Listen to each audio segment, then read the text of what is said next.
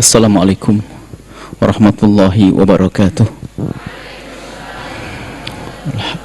Alhamdulillahi nahmaduhu wa nasta'inuhu wa nastaghfiruh wa na'udzu billahi min syururi anfusina wa min sayyiati a'malina. Man yahdihillahu fala mudilla lahu wa man yudlil fala hadiya lahu. Wa asyhadu an la ilaha illallah wahdahu la syarika lah wa asyhadu anna sayyidana Muhammadan abduhu wa rasuluh. Allahumma salli wa sallim ala habibina sayyidina Muhammad wa ala alihi wa ashabihi wa tabi'ina lahum bi ihsanin ila yaumiddin. Allahumma ya rabbana nas'aluka fahma ulama'ikal amilin wa nas'aluka ya rabbana ilhama awliyaikas salihin. Ihfadna ya rabbana kama tahfadu ibadakas salihin. Ukhsurna yawmal qiyamati ma'a zumrati habibika sayyidina Muhammad. Ukhsurna ma'a zumratihi wa tahta liwa'ihi. Urzuqna ya rabbana at-taubata qabla al-maut wa syahadata 'inda al-maut wal jannata ba'da al-maut. Amma ba'du. Yang sangat kami cintai, kami muliakan para pemirsa, pendengar dan juga yang hadir di majelis mulia ini. Semoga seperti Allah memudahkan kita bisa bergabung di acara ini, kelak Allah mudahkan kita untuk bisa berkumpul di surga. Di tengah-tengah kita ada baginda Nabi Muhammad sallallahu alaihi wasallam. Kita di acara rutin malam Jumat untuk bersama-sama kita membaca sejarah baginda Nabi, dan juga ada sedikit yang ingin kami sampaikan, menjelaskan tentang hikam yang pernah kami tuliskan, yang semoga Allah memberikan kepada kita ilmu yang manfaat. Kita sudah sampai kepada hikmah yang ke-15. Bismillah. Hikmah yang ke-15, mengingat dosa serta menyesalinya lebih menghidupkan hati daripada memperbanyak amal kebaikan tanpa merenungi dosa. Alangkah banyaknya orang beribadah dengan sesuatu yang haram tanpa ia sadari. Ia merasa mendapatkan ridho dari Allah, padahal ia dimurkai oleh Allah subhanahu wa ta'ala. Jika seorang hamba dalam hidupnya selalu berupaya untuk meningkatkan kualitas kebaikan yang dilakukan, dimulai dari sholatnya, puasanya, zikir dan yang lainnya, bersedekahnya dan yang lainnya, ibadah-ibadah kebaikan ditingkatkan, ini adalah hal yang baik. Dan sesungguhnya itu adalah upaya untuk menghidupkan hati. Bahkan itulah yang dinamakan menyambut seruan kebaikan dari dalam kalbu kita. Kalau Imam Haddad menyebut dengan ba'ith, sesuatu yang Allah berikan di hati seorang hamba sehingga menggerakkan seseorang untuk melakukan kebaikan. Kalau seorang hamba menyuburkan kerinduannya untuk melakukan kebaikan, adalah sebuah kebaikan yang luar biasa. Akan tapi ada hal yang sering dilupakan, bahwa ada cara yang lebih dahsyat dalam menghidupkan hati yang mati atau menyuburkan kerinduan kepada Allah di hati kita, adalah merenungi dosa, menyesali dosa, kemudian setelah itu kita bisa memohon ampun kepada Allah subhanahu wa ta'ala. Ini mengingat dosa, mengingat kesalahan, karena kita memang tempatnya salah. Kita manusia, ada hawa nafsu, ada syahwat, kemudian juga ada kelalaian pada diri kita. Maka kita sering terlena kalau ini semua menjadikan sebab Allah murka. Sehingga kalau ada orang yang sudah senang berbuat baik, maka hendaknya segera dia naik pangkat yang lebih tinggi lagi. Jangan lupa untuk mengingat kesalahan kita, keburukan yang pernah kita lakukan. Jangan-jangan kalau kita tidak segera menyadari kesalahan yang kita lakukan, tidak menyadari dosa-dosa yang kita lakukan, bisa jadi dosa yang kita lakukan ini menghapuskan pahala kebaikan yang kita lakukan, bahkan minus nanti. Itu Itu yang disebut orang bangkrut, seperti yang disabdakan baginda Nabi. Atadruna manil muflis, apakah tahu kalian orang bangkrut? Orang bangkrut. Bangkrut. Sahabat Nabi mengatakan, kami tahu orang yang tidak ada mal, tidak ada mata', wala dinar, tidak dirham, enggak punya apa-apa, enggak punya duit, enggak punya barang dagangan. Habis, itu orang bangkrut. Kata sahabat Nabi. Baginda Nabi menjawab, bukan itu orang bangkrut, akan tapi orang bangkrut adalah orang yang datang dengan salatnya, dengan puasanya, dengan zakatnya. Artinya orang ini punya kebaikan yang banyak. Wa qad daraba hadza wa syatama hadza wa akhadha mala hadza. Akan tapi dia telah melakukan kesalahan, kezaliman. Daraba hadza mukul si A, syatama hadza mencaci si B, wa akhadha mala hadza mengambil duitnya si C. Memang dia adalah ahli ibadah, tapi dia juga ahli maksiat. Tanpa disadari ternyata kemaksiat yang dilakukan, dosa yang dilakukan menghabiskan pahala kebaikan, bahkan jadi minus. Itulah yang dikatakan orang bangkrut. Di dunia terlihat seperti orang yang jago amal, ahli amal kebaikan, akan tapi ternyata amalnya habis dengan dosa-dosa yang dilakukan. Maka dari itu mari kita memperbanyak mengingat dosa yang menjadi sebab kita bisa menyesal sehingga Allah mengampuni dosa kita. Kalau dosa yang kita lakukan ini belum diampuni Allah, Allah akan kita temui dosa itu di alam barzah, akan membebani perjalanan kita di Siratal Mustaqim, akan merepotkan perjalanan kita di padang mahsyar. Akan tapi jika Allah sudah mengampuni dosa kita saat ini, maka dosa itu dihapus. Karena dihapus tidak akan terlihat lagi dalam catatan amal, tidak akan terlihat lagi di alam barzah, tidak terlihat lagi di padang mahsyar, tidak terlihat lagi di Siratal Mustaqim. Karena dosa tidak terlihat, maka lolos kita daripada api neraka, bisa langsung masuk surga Allah Subhanahu wa taala. Cara menghapusnya adalah menyesali, kemudian kembali kepada Allah dengan bertobat.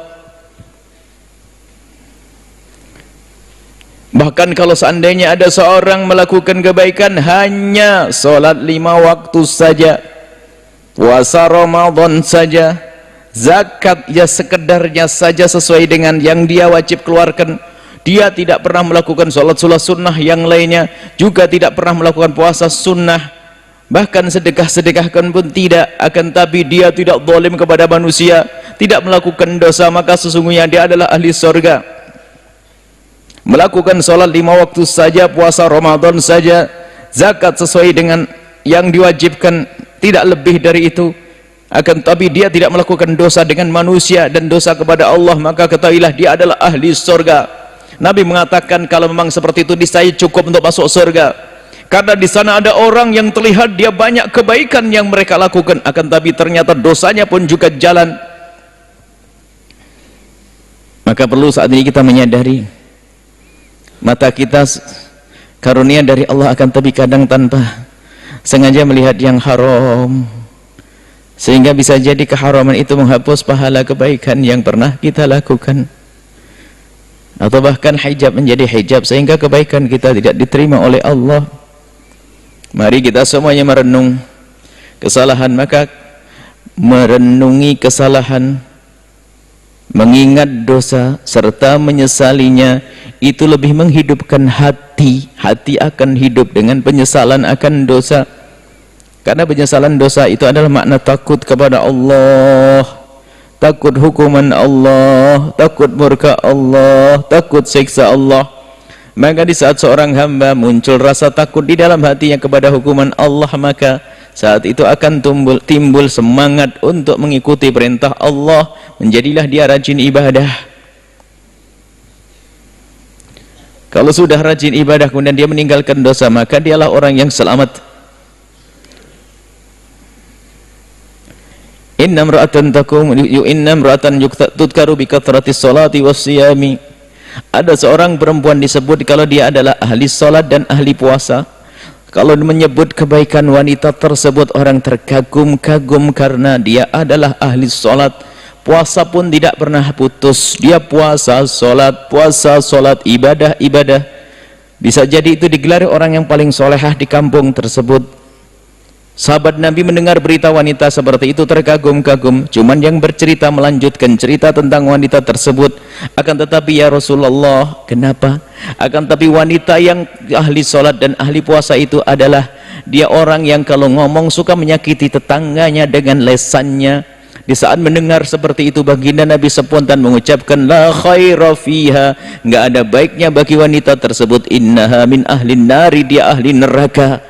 Padahal dia ahli salat. Dan ingat, godaannya orang ahli ibadah adalah dia dosa tidak sadar karena sudah dibisiki oleh setan menjadi orang yang maghrur, tertipu dengan kebaikan yang dilakukannya, seolah dengan kebaikannya dia sudah beli tiket masuk surga, seolah-olah dia sudah ahli surga, sehingga dengan dosa yang dilakukan tidak pernah ia renungi, tidak pernah ia sesali.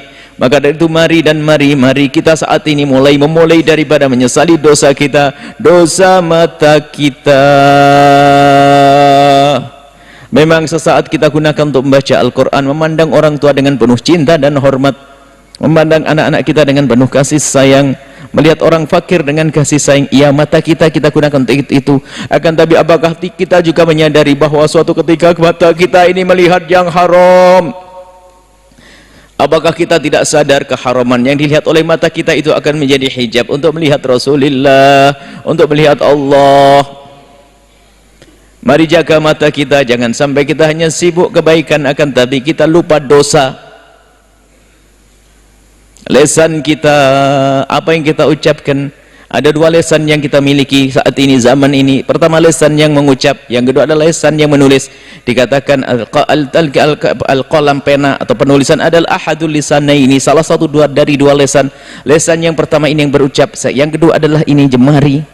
Zamannya zaman ngetik, internet, HP dan sebagainya. Komentar apa yang pernah kita tulis, awas, ini ada catatannya. Jangan sampai kita menulis satu kalimat lalu disebar, ribuan orang memindahkan kalimat tersebut, sementara itu kalimat dosa akan menghabiskan pahala kita. Sadari wahai orang yang beriman,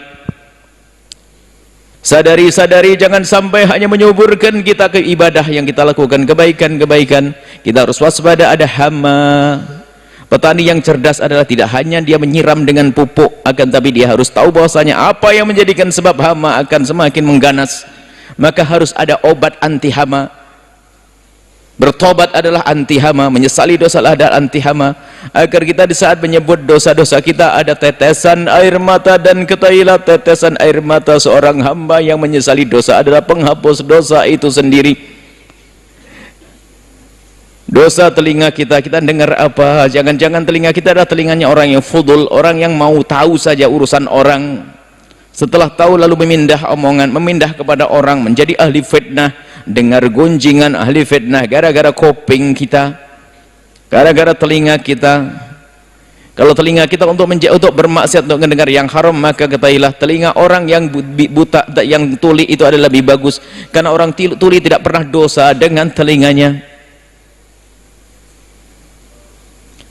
Tangan kita memang sesaat kita gunakan, kita letakkan di tempat sujud untuk menahan badan kita di saat sujud. Kemudian kita berdiri mengangkat badan kita dengan tangan kita selesai dari sujud. Akan tapi pernah bagaimana, apakah tangan kita hanya kita gunakan untuk sujud? Apakah kita tidak sadar mungkin tangan kita juga kita gunakan untuk berdosa, berbuat maksiat? Iya, tangan kita pernah untuk menolong ibunda kita, ayahanda kita. Akan tapi kita sadar atau tidak kalau tangan kita pernah melakukan dosa dengan tangan tersebut? Sadari wahai hamba Allah, jangan sampai hanya sibuk menyuburkan ibadah, akan tapi dosa tidak pernah kita sadari. Jangan-jangan dosa itu akan menghabiskan amal baik kita. Kaki kita melangkah kemana? Iya, pergi ke masjid, ke majlis, akan tapi ke majlis itu hadir seminggu sekali, ke masjid pun hanya sekali 5 waktu, akan tapi ke tempat dosa berapa kali kaki kita melangkah. Sadari dan sadari, ketahuilah setiap dosa yang dilakukan seorang hamba, jika Allah belum mengampuni dosa tersebut, maka dosa akan tampak di alam barzah, akan hadir di padang mahsyar, akan membebani di siratal mustaqim. Wahai hamba Allah, sadari makna ini. Dan sungguh banyak orang tertipu mengurusi kebaikan, meningkatkan kualitas kebaikan, tapi tidak sadar dia melakukan dosa. Bersedekah banyak, bangun masjid, bangun pesantren, akan tapi ponakannya, bibikannya fakir sampai susah cari makan, dia tidak sadar karena dia tertipu. Kalau bangun masjid ada yang menyanjung, kalau membantu bibi nggak ada yang menyanjung. Orang tertipu. Kalau bangun pondok pesantren ada yang menyanjung karena terlihat, akan tapi membantu keponakannya tidak ada yang menyanjung. Hati-hati keluargamu.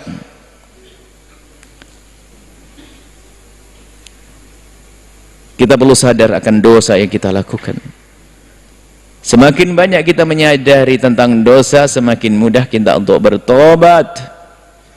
Tobat itu kata Nabi, at-taubatun nadamatu, yang namanya tobat itu menyesali dosa. Tidak ada tobat kecuali dimulai dari penyesalan. Dan orang tidak akan bisa menyesali dosa kecuali dia sadar. Dan tidak akan orang sadar akan dosa kecuali dia sering merenung. Inilah saatnya kita merenungi dosa. Ketahuilah kalau kita merenungi dosa, mengingat dosa lalu menyesal, itu menyuburkan hati kita, menghidupkan hati kita. Jangan nunggu esok hari, wahai hamba Allah. Saat inilah. Kadang orang bisa kerja sama dengan orang lain, tapi katanya kalau kerja sama dengan adik, dengan kakak nggak bisa. Mestinya sebaliknya, dengan saudara harus lebih dekat, silaturahim. Anak bapak kita, anak ibu kita. Berbuat zalim kepada orang di luar adalah dosa, berbuat zalim kepada saudara dosa di atas dosa. Berbuat zalim kepada orang di luar adalah salah, berbuat zalim kepada saudara adalah salah di atas kesalahan.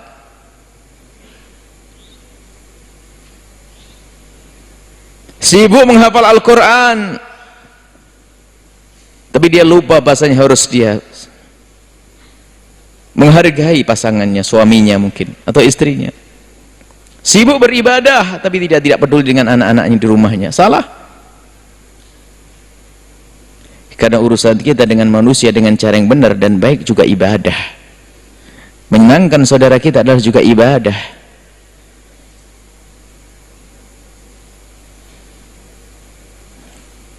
Alangkah banyaknya orang melakukan kebaikan tanpa ia sadari, seolah-olah dia merasa diridhoi oleh Allah, akan tapi sesungguhnya dia dimurkai oleh Allah Subhanahu wa taala. Mari kita semuanya merenung, berpikir dalam perjalanan berapa banyak dosa yang kita lakukan. Yang menjadi masalah kan kita teledor karena tidak pernah merenung. Mungkin ada seseorang, pernah sering kamu jadikan contoh, ada satu orang mungkin lagi jualan mungkin sebuah tempat, lagi jualan begini, ya jualan sambil Masya Allah, karena dia katanya orang soleh, mendapatkan ilmu dari gurunya. Jangan ragu, jangan lupa untuk bersalawat. Dalam gerak-gerikmu hendaknya salawat dan berzikir kepada Allah. Qiyamu qu'udan wa ala junubihim, dalam keadaan berdiri, duduk, baring, pokoknya salawat dan berzikir. Rupanya diamalkan oleh orang ini, dan benar dia berzikir sambil jaga di toko. Dia berzikir dan berzikir, Masya Allah, salawatan. Cuman dia tidak pernah merenungi bahasanya dosa juga bisa menghapus daripada amal baik. Karena toko kan di pasar, di depan sana juga ada toko yang jualan perempuan pakai rok pendek, bajunya enggak karu-karuan. Karena dia tidak pernah merenung, dia baca sholawat tapi sambil melihat yang ada di sana. Dia melakukan dosa dengan matanya, seolah-olah lisannya beribadah. Coba kalau dia menyesal, mengerti, menyadari kalau itu dosa, dia tinggal membalikkan, menggeser kursinya, menghadap ke tempat yang lain. Dosa yang halus ini yang membahayakan, karena tidak, mentang-mentang orang tidak ada yang melihat lalu dia perhatikan, itu aurat. Haram, dosa, mematikan hati itu. Turadul fitnatu 'alal qulubi kal hasiri 'udan 'uda. Hati kita akan menjadi gelap, hati gelap, susah menerima hidayah. Orang yang susah menerima hidayah adalah iblis, kayak iblis. Sebab orang tidak menerima hidayah karena tertutup hati. Dan hati tertutup itu tidak serta-merta digambarkan oleh Nabi. Yang namanya penutup hati adalah fitnah. Fitnah itu artinya dosa. Dosa menjadikan hati gelap, akan tapi menempelnya gelapnya dosa ke hati itu seperti kalhasiri, seperti tikar yang dianyam. Udan uda, Artinya apa? Dosa yang kita lakukan sekali akan jadi noda hitam di hati kita, setitik noda hitam. Kemudian melakukan dosa lagi menjadi setitik noda hitam, kemudian melakukan dosa lagi setitik noda hitam, titik dan titik, titik dan titik, titik dan titik, akhirnya jadi gelap. Tapi kalau seorang hamba melakukan dosa lalu memohon ampun, menyesal, maka noda hitam akan hilang, sehingga hatinya tetap bersih, mendengar tausiah, mudah faham, mudah menerima, takut kepada Allah, derai air mata mudah ia temui dalam dirinya, hatinya lembut, subur hatinya dengan kebaikan.